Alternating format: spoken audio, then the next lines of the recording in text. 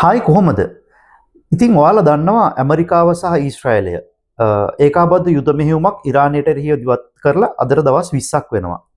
අපි නොසිතූ විරු විදිහට මේ යුද්ධයට එක්සත් අරාබි එමිරාජ්‍ය ඇතුළු ගල්ෆ් කලාපීය රටවල් සියල්ලම වගේ මේකේ මැදිහත්කරුවන් වෙන්න වෙලා තියෙනවා.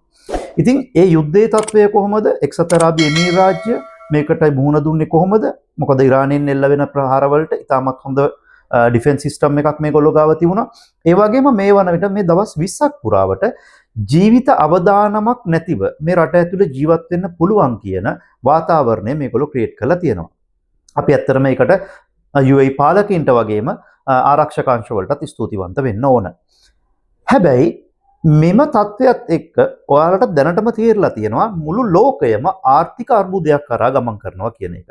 ඉතින් මේ ආර්ථික අර්බුදයකට මුළු ලෝකෙම ගමන් කරන මොහොතක එක්සත් අරාබි එමිරාජ්‍යයේ රැඳී සිටින අපිට ශ්‍රී ලාංකිකයන් විදිහට ඒක දැනෙන්නේ කොහොමද? අපි ඒකට ගන්න ඕන ක්‍රියාමාර්ග මොනවද කියන එක ගැන අපි පුංචි පැහැදිලි කිරීමක් කරන්න තමයි අද හිතුවේ. ආර්ථිකයට සිදුවෙන බලපෑම කියලා කිව්වහම ඔයාලා දන්නවා ගල්ෆ් කලාපයේ තියෙන තෙල් වල බලශක්ති නිෂ්පාදනය මුළු ලෝකෙම විශාල ආර්ථිකයේ කොටසක් හිමි කර ගන්නවා. ඉතින් ඒක කොයිතරම් ප්‍රමාණයකට දැනෙනවද කියන එක ශ්‍රී ලාංකිකයන් විදිහට ඕගොල්ලන්ට දැනටමත් දැනගන්න ලැබෙනවා ලංකාවේ තියෙන තත්ත්වයක් එක්ක. ඉතින් ඕක මෙහි ඇතුළේ ඉන්න කෙනෙක්ට මේ මේ යුද්ධමය තත්ත්වය ආර්ථිකයට බලපාන හැටි කොහොමද වෙන්නේ කියන එක මේ වෙනකොට යම් කිසි මට්ටමකින් දැනෙන්න පටන් අරගෙන තියෙනවා. මොකද එක්සත් අරාබි එමිරාජ්‍ය ආර්ථිකයට විශාල දායකත්වයක් සපයන සංචාරක කර්මාන්තය. එතකොට රියල් එස්ටේට්, ඊගාවට ගත්තාම ලොජිස්ටික්, ඊළඟට এডুকেෂන්. ඔය වගේ දේවල් වලට මෙම යුද්ධමය තත්ත්වය ප්‍රබල බලපෑමක් එල්ල කරලා තියෙනවා. මේ කියපු අංශවල තමයි ශ්‍රී ලාංකිකයන් වගේම විදේශ වලින් පැමිණෙන බහුතරයක් අය තමන්ගේ සේවාවන් කරන්න තෝරාගෙන තිබෙන අංශ. මොකද ඒ අංශවල තිබිච්ච ආර්ථිකයට ලබා දෙන දායකත්වයත් එක්ක එම අංශවල වැඩි රැකියා අවස්ථාවන්, ඒ වගේම වැඩි ව්‍යාපාරික අවස්ථාවන් තිබිච්ච අංශයන් තමයි ඒ. ඉතින් ඒ අංශවලට බලපෑමක් එල්ල වෙනකොට ශ්‍රී ලාංකිකයන් විදිහට අපිටත් එම අංශවල ඉන්න අයට මේ බලපෑමක් දැනෙන්න පටන් ගන්නවා. ඉතින් දැන් වෙනකොට විශේෂයෙන්ම සංචාරක කර්මාන්තයේ පැත්තේ ඉන්න ගොඩක් ශ්‍රී ලාංකිකයන් හෝටල් ශාස්ත්‍රයේ, ඊළඟට ගත්තාම ට්‍රාන්ස්පෝර්ටේෂන්ස් පැත්තේ, ඊළඟට ඉමිග්‍රේෂන් සයිඩ් එකේ ට්‍රැවල් ඇන්ඩ් ටූරිසම් කම්පනීස් සෑහෙන ප්‍රමාණයක් ශ්‍රී ලාංකිකයන්ට තියෙනවා මෙහි. ඉතින් ඒවා ඒ හැම දෙයකටම මේ බලපෑම දැනට එල්ල වෙමින් පවතිනවා. විශේෂයෙන්ම ගත්තොත් එහෙම සංචාරක කර්මාන්තයේ පැත්තේ හෝටල් ශ්‍රේෂ්ඨයේ වැඩ කරන සේවකින් සෑහෙන ප්‍රමාණයකට හෝටල්, රෙස්ටෝරන්ට් ඒ වගේම වැඩ කරන ගොඩක් අයට මේ වෙලාවේ අනිවාර්ය නිවාඩු යවන්න ඒ ආයතන කටයුතු කරමින් සිටිනවා. මොකද මේ අවස්ථාවේ පවතින යුදමය තත්ත්වය, මේ ආර්ථිකමය තත්ත්වය ඒවා ගැන සලකා බලා ඔවුන්ට ගන්න තියෙන හොඳම ක්‍රියාමාර්ගය තමයි එම සේවකීන්ව යම්කිසි කාල සීමාවකට පඩි රහිත නිවාඩු යවන එක. ඒකට මෙහි ලේබර් රූල් එක ඇතුළේ තියෙන නීති පද්ධතියක්. ඒ නීති පද්ධතියට යටත්ව ඒගොල්ලෝ ඒ ක්‍රියාමාර්ග ගන්නවා. ශ්‍රී ලාංකිකයෝ විදිහට මේ පවතින තත්ත්වෙදී අපි මොකද්ද කරන්න ඕන? මූලිකවම ශ්‍රී ලංකා එම්බසි එක අපි කන්ටැක්ට් කරගෙන ඇහුවා, අපි සම්බන්ධ කරගෙන ඇහුවා මොකද්ද මේ වෙලාවේ අපි කරන්න ඕන දේ කියන එක. ඒගොල්ලෝ මූලිකවම ඉදිරිපත් කරලා තියෙනවා අපේ රෙජිස්ට්‍රේෂන් ෆෝම් එකක්. ඒ කියන්නේ මෙහි ඉන්න එක්සත් අරාබි එමිරාජ්‍යයේ රැඳී සිටින සියලුම ශ්‍රී ලාංකිකයින් එම රෙජිස්ට්‍රේෂන් ෆෝම් එක ෆිල් කළ යුතුයි. ඒක සමහර අය හිතනවා අපි බියුරෝ ගෙවල නැති නිසා ඒක ෆිල් කරන්න ඕනේ නැහැ, ෆිල් කරාට වැඩක් නැහැ, එහෙම දෙයක් නැහැ. මේක මෙවැනි තත්වයකදී අපි රැඳී සිටින්නේ වීසා බලපත්‍රයක් මත පමණක් රැඳී සිටින පුද්ගලයින් අපි මේ සිටිසන්ස්ලා නෙමෙයි. ඒ නිසා අපි පිළිබඳව මූලික වගකීම තිබෙන ප්‍රධානම වගකීම ගන්න එකම ආයතනය ශ්‍රී ලංකන් එම්බසි එක. ඒකේ කන්සියුලේට් ඔෆිස් එකක් තියෙනවා ඩුබායි වල. එම ආයතනයටත් අපි කතා කරලා මේක නැහුවා. ඒගොල්ලෝ ඒ කියන්නේ ඒක රෙජිස්ටර් වෙන්න. එතකොට ඒගොල්ලොන්ට පුළුවන් මෙහි රැඳී සිටින සේවකීන් ප්‍රමාණය කොච්චරක්ද? එතකොට ඒ අයට මෙහිදී අහිමි වෙන්න පුළුවන් දේවල් මොනවද? ඒ වගේ දේවල් ගැන නිවැරදි දත්ත එයාලා ගාව තියාගන්න. ඒ වගේම තමයි ඔයා බියුරෝ ගෙවලා තිබුණත් නැතත් ඔයාට යම්කිසි මේ අවස්ථාවේදී සේවා ස්ථානයේ ගැටලුවක් මතුවුණොත් නියමිත මෙහි එක්සත් අරාබි එමිරාජ්‍යයේ නියමිත නීති රෙගුලාසි වලට පටහැනිව ඒගොල්ලෝ සේවකින් අයින් කිරීමක් සිදු කරොත් ඒ සම්බන්ධව එක්සත් අරාබි එමිරාජ්‍යයේ තියෙන ශ්‍රී ලංකා එම්බසි එක මැදිහත් වීමක් සිදු කරන බව අපිට දැනුම් දුන්නා. ඔයා බියුරෝ ගෙවලා තිබුණත් නැතත් බය වෙන්න එපා. එක්සත් අරාබි එමිරාජ්‍යයේ තියෙන අපේ එම්බසි එකට කතා කරලා ඔයාට තියෙන ගැටලු ඉදිරිපත් කරන්න පුළුවන්. නීතිමය පැත්ත ගත්තොත් ආයතන වලට පුළුවන් මාස 6ක් දක්වා ඒගොල්ලොන්ට අනිවාර්ය නිවාඩු කාලයක් ලබා දෙන්න. එක මාසයක් සැලරි පඩි සහිතව වැටුප් සහිතව ඉතුරු මාස ප්‍රමාණය වැටුප් රහිතව දැනටත් එම ක්‍රියාමාර්ගය ගනිමින් තිබෙනවා. අපිට ආරංචි වෙනවා වැටුප් සහිතව එක මාසයක් සහ වැටුප් රහිත මාස දෙකක නිවාඩු කාලයක් ලබා දෙනවා. එයාට ලංකාවට යන්න කියන එකත් සමහර ආයතන වලින් දැනුම් දීලා තියෙනවා.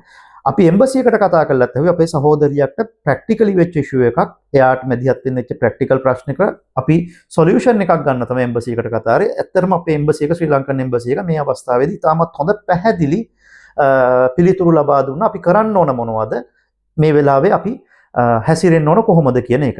ඉතින් ඔයාලටත් මොන හරි දෙයක් තියෙනවනම් එම්බසි එක කන්ටැක්ට් කරගන්න එක තමයි කරන්න තියෙන හොඳම දේ. ඉතින් මේ වෙලාවේ ඔයාට තේරෙනවා අලුත් රැකියා අවස්ථාවන් මේ රට ඇතුලේ ගොඩනැගෙන ප්‍රමාණය මේ මොහොතේදී හරිම අඩුයි. ඒ නිසා කවුරු හරි කෙනෙක් මේ මොහොතේදී මේ රට ඇතුලට ඇවිල්ලා රැකියාවක් හොයාගන්න බලාපොරොත්තු වෙනවා නම් ඒක පොඩ්ඩක් හිතලා බලන්න ඔයාට ඒක කරගැනීමේ හැකියාව තියෙන අංශයකද ඔයා try කරන්න කියලා. මොකද සමහර හැම අංශයක්ම මේකෙන් බලපෑමට ලක් වෙලා නැහැ. හොඳට තියෙන අංශයක් තියෙන. ඉතින් ඒ වගේ අංශයකට රැකියාව බලාපොරොත්තු වෙනවා නම් ඔයාට ඒක කරගැනීමේ හැකියාවක් තියෙන්න පුළුවන්. ඉතින් අර මම සඳහන් කරපු මෙම යුදමය තත්ත්වයක් එක්ක බලපෑමක් එල්ල වෙලා තියෙන අංශවල ඔයා රැකියාවකට එන්න බලාපොරොත්තු වෙනවා නම් ඒ ගැන ඔයා චුට්ටක් තව ටිකක් කල්පනා කරලා බලන්න. ඒ වගේම රට ඇතුලේ දැනට ඉන්න ඒ වගේ රැකියා අර්බුදයකට යම්කිසි ගැටලුවකට මුහුණ දීලා තියෙන කෙනෙක් නම් ඔයා ඉස්සෙල්ලම අර මම කිව්වා වගේම එම්බසි එක කන්ටැක්ට් කරගෙන මේ වෙලාවේ ඔයාට ඒක නීතිමය පසුබිම යටතේ තියෙනවද කියන එක ගැන ඉස්සෙල්ලම දැනුවත් වෙන්න. ඊළඟට මම ඔයාලට යෝජනා කරන දේ තමයි මේ අවස්ථාවේදී ඔයාලට එහෙම දෙනවා නම් මේ තියෙන වියදම් එක්ක accommodation cost එක ඊළඟට living expenses එක ඒ දේවල් එක ගත්තාම ඇත්තටම ඔයාට එම නිවාඩු කාලය ලංකාවට ගිහින් ගත කරන එක ඇත්තටම ලාභදායී වෙන්න පුළුවන්. එක එක්කෙනාගේ living lifestyle එකත් එක වෙනස් වෙන්න පුළුවන්. ඒක ඔයාලට තීරණය කරන්න පුළුවන් දෙයක්. මම ඒක නිකමට යෝජනා කර දෙයක් විතරයි. මොකද මෙහි සාමාන්‍ය accommodation වල තියෙන cost එක living cost එකත් එක ගත්තාම අපිට ලංකාවේ ඊට වඩා වියදම් අඩුවෙන් ජීවත් වෙන්න හැකියාව තියෙන නිසා. හැබැයි ඔයාට මොනියම් හෝ කාරණාවක් නිසා ඔයා ලංකාවට මේ වෙලාවේ යන්න කැමති නැහැ. ඔයාට වීසා එකක් තියෙනවා. ඔයාට මෙහි රැඳී සිටීමේ සම්පූර්ණ අයිතියක් තියෙනවා. ඉතින් ඔයා එහෙම වෙලාවක නම් ඔයාට කරන්න තියෙන එකම දේ තමයි මේ අවස්ථාවේ තියෙන යම්කිසි අංශයක සුළු වැටුපක් හෝ යම්කිසි ආදායමක් උපයාගත හැකි වැටුපක් ලබාගත හැකි අංශයකට යොමු වෙලා part time worker කෙනෙක් විදිහට තමන්ගේ සේවාව සපයන එක. ඉතින් එහෙමත් ඔයාගේ ඉස්සරහා ඔයාගේ නිවාඩු කාලය ගත කරන්න ඔයාට හදාගන්න පුළුවන්. ඉතින් තමන්ගේ මට්ටම තමන් ඉන්න ස්ථාවරය මොන වගේද කියලා හිතලා තමන්ට ලැබෙන facilities මොනවද කියලා හිතලා තමයි ඒ තීරණය ගන්න ඕන. ඒ වගේම යම්කිසි කෙනෙක්ට එහෙම රැකියාවේ ගැටලුවක් ඇති වෙලා නැත්නම් මේ අවස්ථාවේ ගන්න හොඳම තීරණය තමයි දැනට වැඩ කරන සේවා ස්ථානයේ හැකි උපරිම අයුරින් සුහදශීලීව ඒ අය එක්ක ගනුදෙනු කරගෙන යන එක. මේ වෙලාවේ ජොබ් ඔපචුනිටි එකක් පිටට ගිහිල්ලා හොයනවා කියන එක ඉතාමත් රිස්ක් වැඩක්. ඒ නිසා මේ මොහොතේදී ඒ වගේ වැඩක් කරන එක එච්චර හොඳ නෑ කියන එක තමයි මට තේරෙන දේ. මම මේ දැන් කිව්වේ දැනට තියෙන වාතාවරණය. මොකද යුදමය තත්ත්වයක් තියෙනවා. ඔයගොල්ලෝ ඒක ගැන දන්නවා. මේක කොච්චර දුරකට යයිද කියන එක ගැන හරිය ප්‍රෙඩික්ෂන් එකක් නෑ. ඒ දේවල් එක. හැබැයි මොන දේ වුණත් එක්සත් අරාබි එමීරාත් රාජ්‍ය කියලා කියන්නේ ආර්ථිකමය අතින් ගත්තොත් එම ඒගොල්ලෝ ගොඩක් ස්ට්‍රෝං රටක්. මේක සාමාන්‍යයෙන් මේ අර ලංකාවේ තෙල් අර්බුදයක් ඇවිල්ලා රට වැටෙනවා වගේ වැටෙන රටවල් නෙමෙයි. මේ රටේ තාමත් හොඳ ස්ථාවරයක ඉන්න රටක්. මෙම තත්ත්වය කොයි හැම මොහොතක පහව යන්නේ කොයි මොහොතේද මේ රටට නැගිටීමේ හැකියාව 200ක් තියෙනවා. ඉතින් අනිවාර්යයෙන්ම මේ මාසයක් හෝ දෙකක් වගේ කාලයක් තුලදී මෙම සියලු ගැටලු වලට නිශ්චිත පිළිතුරක් ලැබිලා මෙම රට නැවත නැගිටින්න ගන්නවා. ඒ නැගිටින්න ගන්නකොට නැගිටින්න හිටියා වගේ පිමි දෙකක් තුනක් ඉදිරියට යන්න බලාගෙන. ඒ අවස්ථාවේදී මේ රට ඇතුලේ නීත්‍යානුකූල වීසා බලපත්‍රයක ඉන්න කෙනෙක්ට ලැබෙන්න පුළුවන් වරප්‍රසාද සෑහෙන්න තියෙනවා.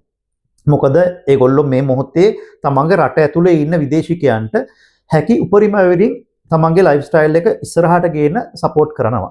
බැංකුව හරහා ණය මුදල් ලබා දෙන්න, අඩු පොලියකට, ඒ වගේම සහනදායී ක්‍රමවේද යටතේ ගෙවන්න නිවාස ලබා දෙන්න, ඒ වගේ ලොකු ක්‍රමවේදයක් යන්න බොහෝ දුරට ඉඩකඩ තියෙනවා.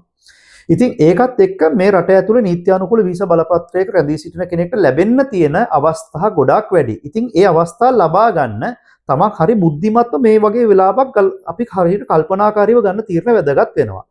මේ වෙලාවේදී යම්කිසි ආයතනයක් ගන්න තීරණයක් මත මේ UAE කියන එක අතෑරලම දාලා යනවා කියලා කියන වගේ ඩිසිෂන් එකකට එන එක ඉතාමත් මෝඩ ක්‍රියාවක් කියලා තමයි මට තේරෙන්නේ. ඉතින් එහෙම නැතුව මේ එක්සත් අරාබි එමිරාජ්‍ය වගේ ස්ට්‍රෝං රටක් එක ඉස්සරහට යන්න පුළුවන් විදිය අපි ප්ලෑන් කරගන්න එක තමයි කරන්නේ. මොකද ඔයා වැරදිලා හරි දැන් මේ ඇවිල්ලා මේ රටේ විසිට් වීසා එකේ ඉඳලා රැකියාවක් නොලැබුණු කෙනෙක් නම් ඔයාට හොඳම ඔප්ෂන් එක තමයි මේ වෙලාවේ ලංකාවට යන එක. ඔයා දන්නවා මේ රට ඇතුළේ තියෙන ඔපචුනිටිස් කොයි වගේද කියලා. ඔයා දන්නවා ඔයාගේ ස්කිල් එක වැඩි කරගන්න ඕන කොතනද කියලා. අර මම කිව්වා වගේ මාසයක් දෙකක් යනකොට රටේ මේ UAE වල එක්සත් අරාබි එමිරාජ්‍යයේ නැවත නැගිටීමට ගැළපෙන විදිහට ඔයාට සූදානම් වෙලා ඉන්න ඕන තරම් අවස්ථාව තියෙනවා. ඒක තමයි අපි මේ වෙලාවේ කරන්න ඕන බුද්ධිමත්ම තීරණය. අන්තිමට එක දෙයක් මතක් කරන්න ඕන. එක්සත් අරාබි එමිරාජ්‍යයේ නායකයා කියපු ලස්සන කතාවක්. In UAE everyone is Emirati. UAE වල ජීවත් වෙන සියලුම දෙනා එමිරාටියන්සේ සලකනවා.